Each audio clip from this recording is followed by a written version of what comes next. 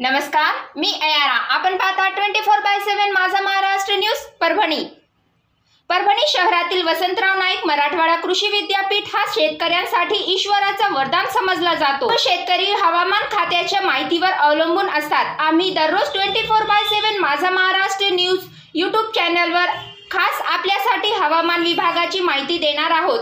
हवामान विभागाशी फक्त आमच्या दर्शकांसाठी आम्ही संपर्क करणार आहोत। शेतकरी बांधवांसाठी संपूर्ण माहिती दररोज देणार आहोत, ज्यामुळे शेतकऱ्यांना हवामानाद्वारे आपल्या शेती व्यवसाय कामाचे नियोजन योग्य पद्धतीने करण्यास मदत होईल। आज आम्ही जी माहिती प्रसारित करणार आहोत ती शेतकरी वर्ग सर्वसामान्य नागरिकांसाठी आहे। हवामान विभागाचे कर्मचाऱ्यांनी कशा प्रकारे आपल्याला माहिती दिली ते आपण पाहूया।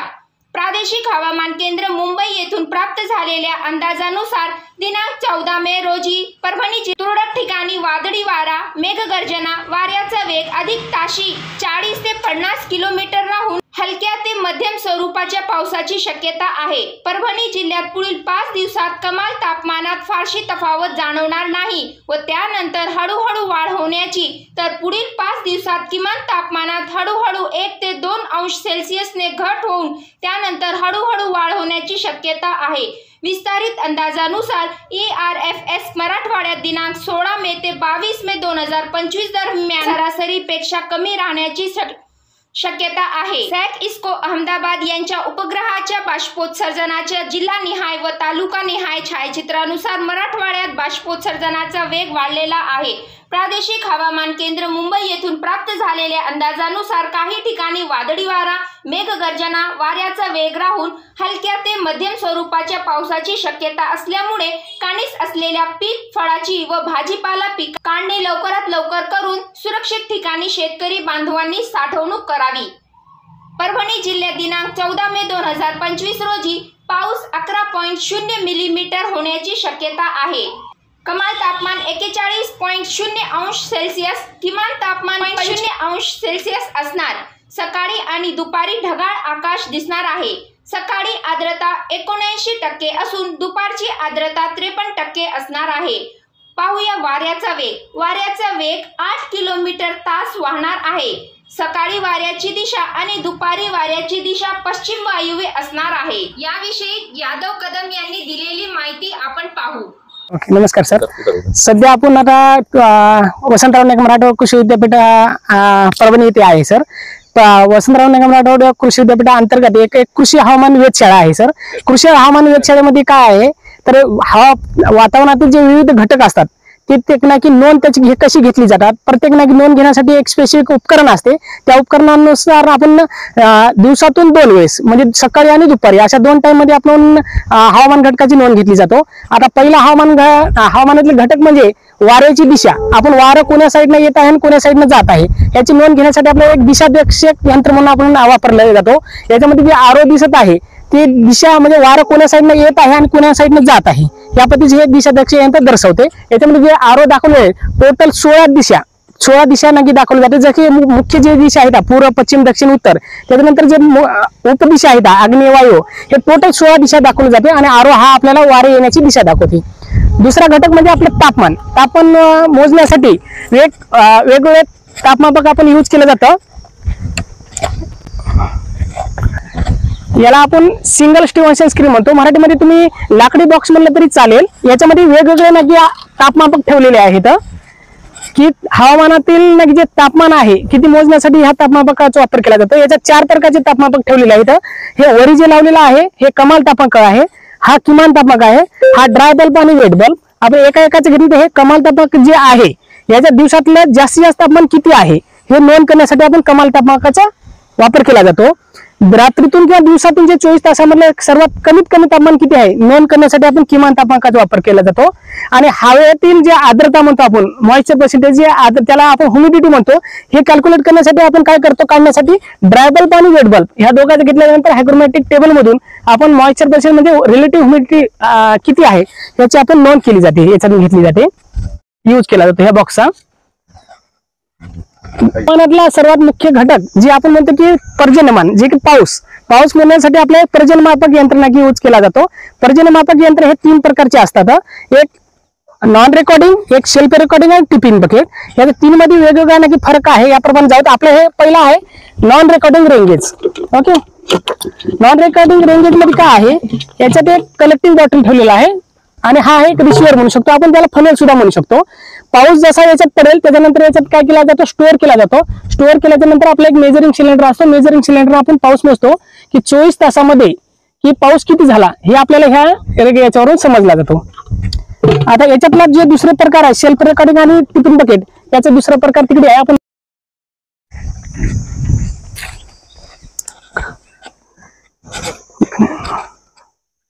दुसरा पॅरामीटर म्हणजे आपली जमिनीतलं तापमान किती आहे हे मोजण्यासाठी आपण तापमापक यंत्र उपकरण लावलेले आहेत याच्यामध्ये. आता हे तीन प्रकार काय लावलेले आहेत असं आपल्याला समजण्यासाठी, हा जे आहे 5 सेंटीमीटर नागी खोरण नागी तापमान मोजत आहे, हे 10 सेंटीमीटर 20 सेंटीमीटर म्हणजे जमिनीतल्या वेगवेगळ्या खोलीपर्यंत तापमान किती आहे हे मोजण्यासाठी आपण हे तापमापक यूज केलेले आहेत, लावलेले आहेत. हा जे उपकरण ठेवलेलं आहे याला बाष्पीभवन नागी मोजण्यासाठी उपकरण आहे. याला हे काय ओपन पॅन इव्हपोरीमीटर हा उपकरणाचं नाव आहे. याचा नक्की यूज आहे की पाण्याची वाफ म्हणजे आपण म्हणतो बाष्पीभवन रेट किती आहे दिवसातून, याचा जो समजला जातो याला एक आपण पॅन म्हणू शकतो. लोखंडी पॅन आहे. याच्यात पाणी आपली जी लेवल आहे हे सकाळी आल्यानंतर ह्या पाण्याची लेवल ते आपला रेफरन्स पॉईंट आहे त्यामध्ये ठेवल्याच्या नंतर याच्यातून पाणी ऍड करण्यासाठी किंवा काढण्यासाठी ज्याचा यूज केला जातो हा याला मेजरिंग बकेट म्हणतात. पाऊस ज्या दिवशी नक्की कोरडं हवामान असेल, पाऊस नसेल, त्या दिवशी आपल्याला काय होते, जशी आपण सकाळी आल्याच्या नंतर पाण्याची लेवल ज्या रेफरन्स पॉईंटच्या ठेवल्याच्या नंतर जसं पाण्याची वाफ होईल त्यानंतर काय होईल, पाण्याची जी लेवल आहे पातळी त्या रेफरन्स पॉईंटच्या खाली जाईल. त्यानंतर आपण दुपारी आल्याच्या नंतर पाण्याची लेवल ज्या सकाळी ठेवलेली होती त्या लेवलला करण्यासाठी आपण पाणी ह्या मेजरिंग बकेटना ऍड करू. केव्हापर्यंत, ते रेफरन्स पॉईंटच्या लेवलपर्यंत जेवढं पाणी बसलेलं आहे तेवढं आपण काय म्हणतो त्या दिवसातलं बाष्पीभवन रेट म्हणजे बाष्पीभवनाचा दर आहे. दुसरा म्हणजे पावसाळ्यामध्ये काय होऊ शकतो, थोडा पाऊस पडल्याच्या नंतर सुद्धा पाण्याची जी पातळी आहे त्या रेफरन्स पॉईंटच्या खाली असू शकते. मग त्या दिवशी आपण बाष्पीभवनाचा रेट कसा धरला जातो, पडलेला पाऊस आणि आपण याच्यात टाकलेलं पाणी ह्या दोन्हीचा मिळून बाष्पीभवनाचा दर मोजला जातो.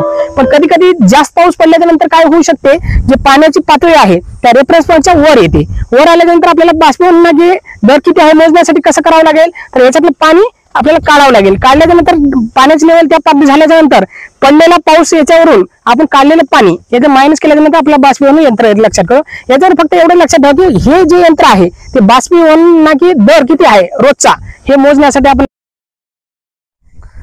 आता आपण जे म्हणलेलं आहे पर्जन्यमान मोजण्यासाठी वेगवेगळे उपकरण आहेत.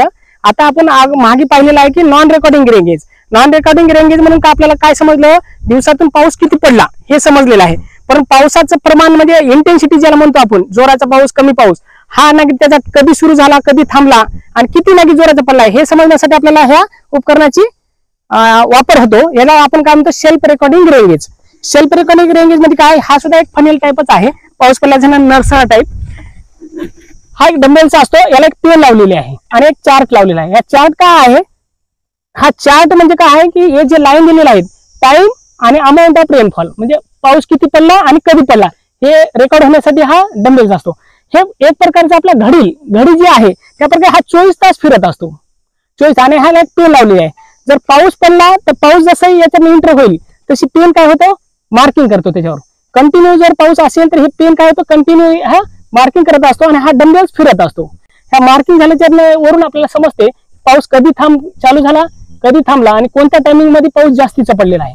म्हणजे नॉन रेकॉर्डिंग आणि सेल्फ रेकॉर्डिंग मध्ये फरक समजला की त्याच्यामध्ये फक्त अमाऊंट ऑफ रेनफॉल समजते, याच्यावर इंटेन्सिटी आणि टायमिंग या दोन्ही प्रकारचा आपल्याला याच्यावर हे केला जातो. आता एक प्रकार तुम्हाला सायपन करून दाखवतो की पाऊस पडल्याच्या नंतर नेमकं हे मूव्हिंग पेन कशी हलते. आता हा मी पाणी टाकत आहे असं समजा की पाऊस पडत आहे. जसं जसं पाणी जाईल तसं ते पेन काय होईल वर येत आहे. आता येत आहे.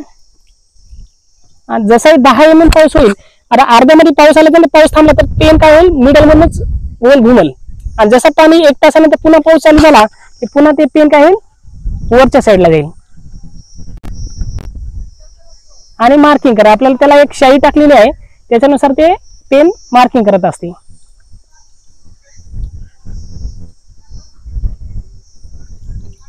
त्या आलेख पेपरवर एक मार्किंग जे झालेले असेल तर आपल्याला 10 mm पाऊस झाला असं समजते. जसं गेल्याच्या नंतर ऑटोमॅटिक ते पेन काय होतं, डाऊनला जाते. म्हणजे कंटिन्यू 10 mm पुढे सुद्धा पाऊस चालू असेल तर कंटिन्यू पेन व अप डाऊन चालू होऊन ते लाईनिंग आपल्याला हे केल्या जाते. वेधशाळा पाहत आहे जे भारतीय मौसम विभाग म्हणतो पुण्याचं, त्याचं एक हे स्वयंचलित हवामान केंद्र आहे. आता आपण जे पाहतो की वेगवेगळ्या ठिकाणी सर्कल लेवलला काही स्कायमेट कंपनी थ्रू स्वयंचलित हवामान केंद्र बसवलेले आहेत. त्या प्रकारचं आहे. जे आपण आता उपकरणं पाहिलेले आहेत ते ऑटोमॅटिक सगळे उपकरणं याच्यावर बसवलेले आहेत. हे स्वयंचलित आहे. मला एक डाटा लॉगर आहे आणि ते जे भारतीय मौसम विभागाचे जे सर्व्हर आहे पुण्याला, इथला डाटा ऑटोमॅटिकली दर अर्ध्या तासाने 1 तासाचा हा डाटा डायरेक्टली काय होतो त्याच्या सर्व्हरला पोहोचवला जातो. वेगवेगळे याच्यावर उपकरण बसायचं की तो व्हाईटवाला पाहत आहे पांढरावाला, हा आपण जसं पर्जन्यमापक म्हणलं आहे तो पर्जन्यमापक आहे. याचं एक डाटा लॉगर आहे. ते व्हाईटवाला जे आहे स्टीव्हनसन स्क्रीन सारखं त्याच्यात एक तापमापक यंत्र बसवलेले आहेत. त्यानुसार हे सगळे उपकरण जे आहे स्वयंचलित प्रमाणाने की डाटाची नोंद घेतली जाते.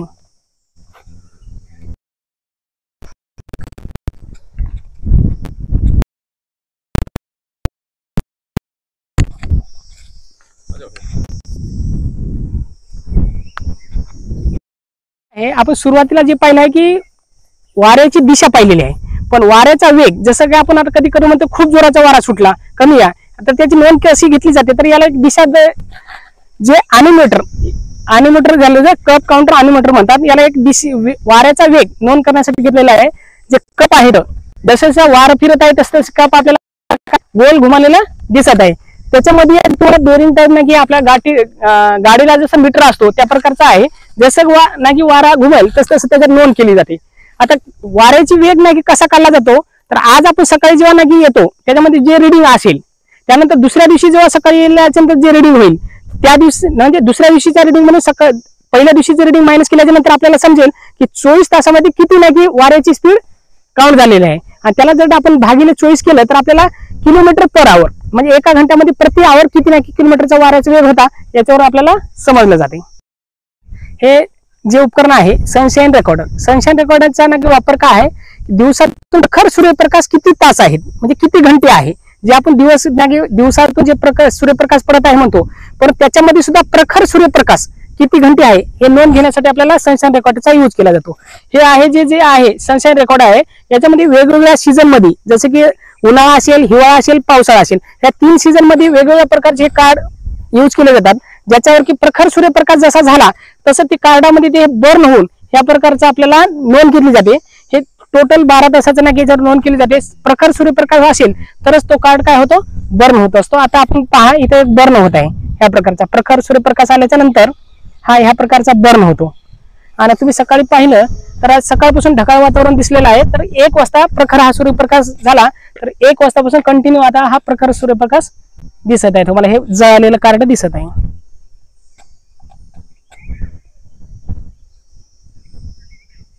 आपण पाहता 24/7 माझा महाराष्ट्र न्यूज परभणी. आपण जर पहिल्यांदाच आमचे न्यूज चॅनल पाहत असाल तर सर्वप्रथम आमच्या चॅनलला सबस्क्राईब करा, घंटीचं बटन अवश्य दाबा, लाईक करा, शेअर करा आणि हो कमेंट करायला विसरू नका. आपण पाहता 24/7 माझा महाराष्ट्र न्यूज परभणी. जय हिंद.